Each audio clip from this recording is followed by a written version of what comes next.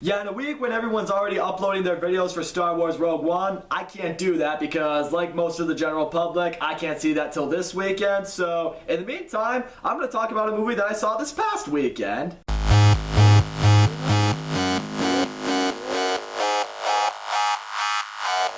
The Edge of 17 is a coming-of-age high school dramedy starring Hailee Steinfeld and is directed by first-time director Kelly Freeman Craig. Now, I'm going to tell you right now, this was a movie that I was just putting off seeing for a long while. The reasoning behind that is because I saw the trailers and I saw what the movie was about, and the only reason I didn't really want to see it is because I didn't think I'd relate to the movie because it's a movie about a teenage girl going through high school. And despite how much high school was a struggle for me, as a guy, I just saw these trailers and I'm just like, I just don't think I'm gonna relate to it. And even still, when I was reading reviews, when I was watching reviews for people who saw this movie, they were literally like, oh no, it's relatable for literally anyone who's ever been to high school in their life. But even still, I was just like, nah, I still don't feel I need to see it. And finally, this previous weekend, I decided, alright, you know what? I'm gonna check this movie out. As I walked out of the movie, I was sitting there like, you know, I really should just listen to people more. Gotta say, there is a lot to love about this movie. First of all, I love the opening scene of it.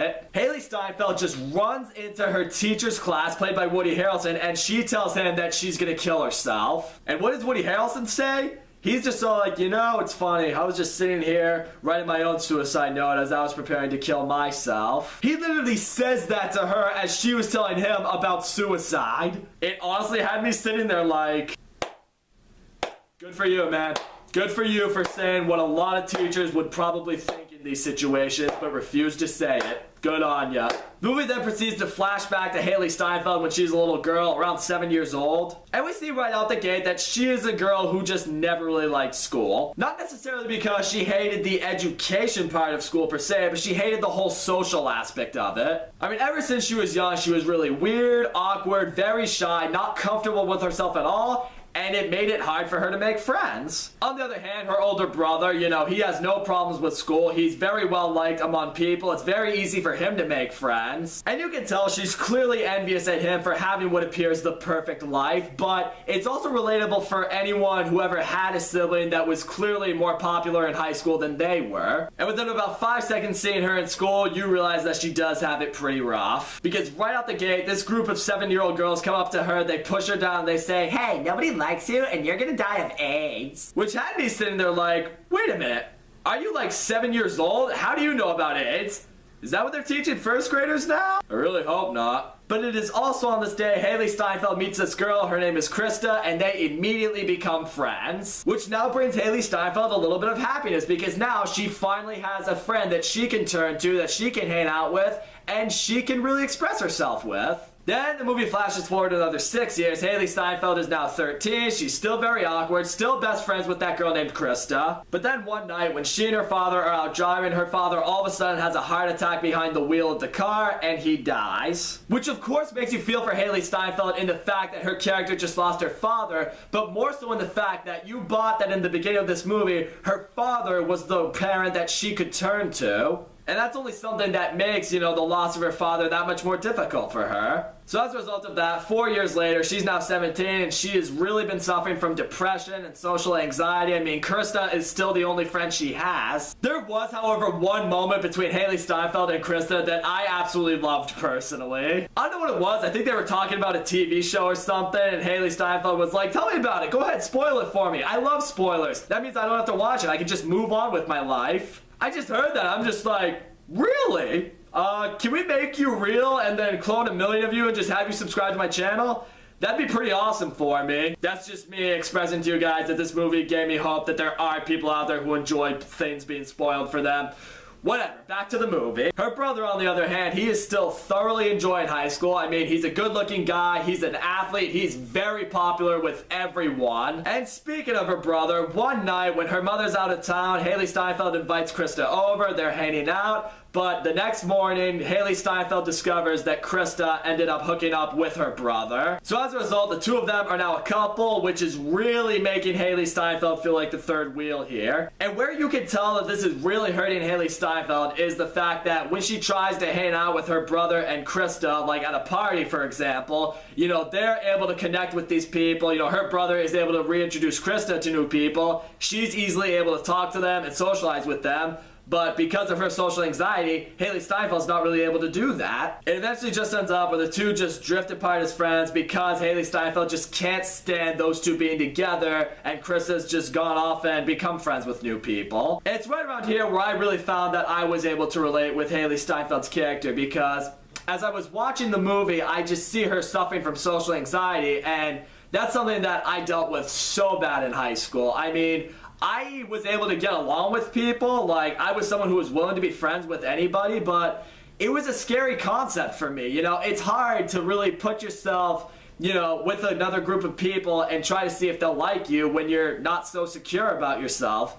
I mean, I went through that a lot, and in high school, throughout high school, the number of friends I had, I could probably only count on one hand. So I gotta give the movie props for really showing why high school is just so tough socially for some kids. But soon enough, we run into the character that I related to most. Hailee Steinfeld starts talking to this guy in her class. His name is Erwin. He's also a really socially awkward guy, and he clearly likes Hailee Steinfeld, but he has absolutely no idea how to talk to her. Talk to her in the sense of like flirting with her or trying to get her to go out with him kind of sense. And his character was just so hilarious for me because he is exactly who I was in high school. Throughout high school, if there was a girl I liked, if I wanted to get to know her more, if I wanted to get her to go out with me, I would just completely embarrass myself because I would have no idea what to say. I would stumble on my words.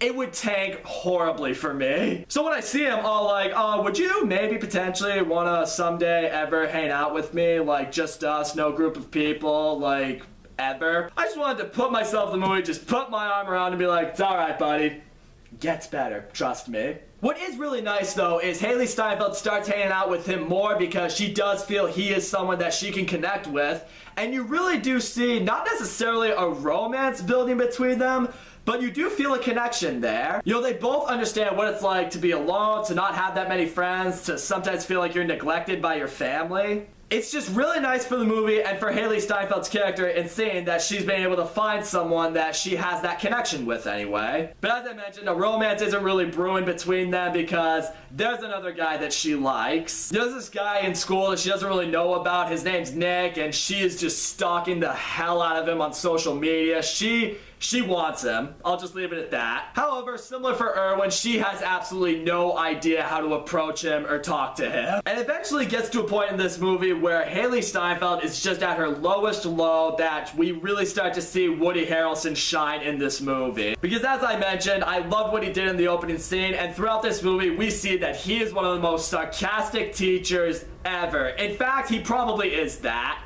I mean, there are moments that Hailee Steinfeld's trying to talk to him. She's throwing a lot of sass his way. He's throwing sass back at her. He's someone who actually gets teenage girls. There's this one moment when Hailee Steinfeld is just too afraid to eat lunch in the cafeteria because she doesn't know who to sit with. She doesn't know who to talk to. So she literally goes to his classroom to have lunch with him. And she's just, you know, venting to him and lashing out all her anger at him. And he gets up and he eventually gives her half of his cookie that he had for lunch and, you know, to try to make her feel better. And she's just all like, why are you giving me this? And he's like, because you're my favorite student. I really liked seeing that kind of attitude, how he's just all like, I care, but I'm not gonna make it obvious that I care. And then one day when Hailee Steinfeld and her mom just get into an all-out argument with each other because neither of them just get each other whatsoever, Hailee Steinfeld finally decides to personally message that guy Nick. And in this message, she goes off how, you know, she feels like she knows him and all that stuff, and she's just saying how she just basically wants to have sex with him. But like to a really graphic detail that when she's done writing out that message, she thinks to herself, yeah, I can't send this, except she accidentally hits the send button. Now she's in panic mode. It's in this moment when she runs back to Woody Harrelson's class, and you know, that's the moment we saw in the beginning of the movie when she told him that she was gonna kill herself. What was hilarious though is seeing Woody Harrelson's reaction when he's reading her message. So literally, as he's reading her message aloud, Woody Harrelson's just thinking to himself, let's see, you wrote, I feel like we're meant to be. We may be even the same person spiritually. I don't know what you're freaking out about. This is kind of sweet. I think it's harmless. And oh.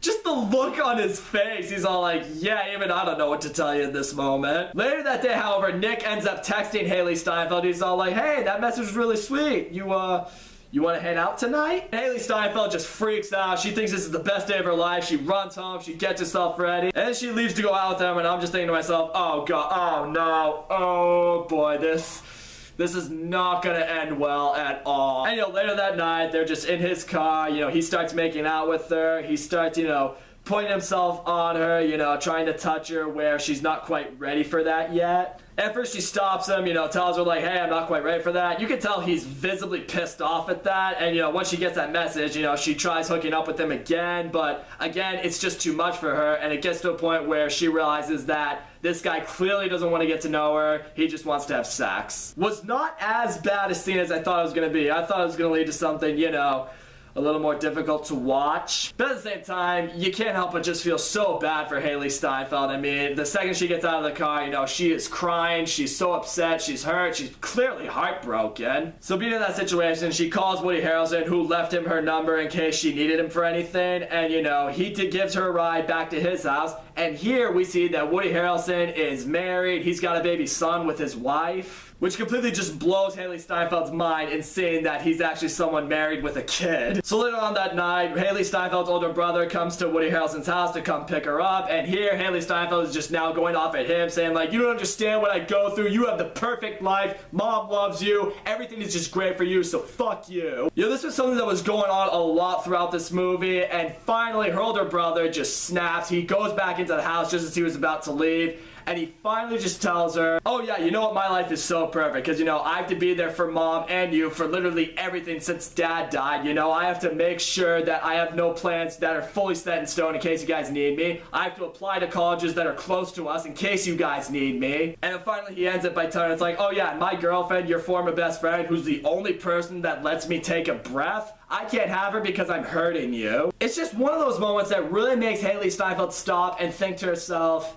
my life is rough, but I'm someone who's failing to realize that everyone's got issues they have to deal with, even my brother. And later that night, she apologized to him. She explains why she's just been going through so much. They finally hug it out. It looks like, it's finally good between them. And even the next day, she's able to have a conversation with Krista again. They look like they could maybe, rekindle their friendship, which is good. And to top it all off, later that morning, she goes to Irwin's film festival, something he invited her to earlier on in the movie. And his film is essentially about her rejecting him. And now she apologizes to Irwin for not really showing him the time of day that she should have. Now they're officially made up. He then proceeds to introduce her to his friends, and it's in this moment you finally feel like Hailee Steinfeld is beginning to open herself up a little bit more. So all in all, The Edge of 17 was an excellent movie. Hailee Steinfeld was fantastic in this movie. I mean, when I saw her in True Grit back in 2010, I believe, I literally said, I'm like, you know what? This girl's definitely going places. And 6 years later, she has proven that she has. She was awesome. Everyone else in this movie did a really good job. There really wasn't a false note anywhere. I mean, I absolutely loved Woody Harrelson's performance as Hailee Steinfeld's teacher. The movie's well written, well directed. It had some great humor when it needed to. It had a lot of heartfelt moments when it needed to. And above all, the movie does such a great job at showing what high school is like for literally everyone. If you were socially awkward in high school, if you didn't know how to talk to someone you liked in high school, if you were a parent to a student in high school, if you were a teacher in high school, if you were popular in high school, this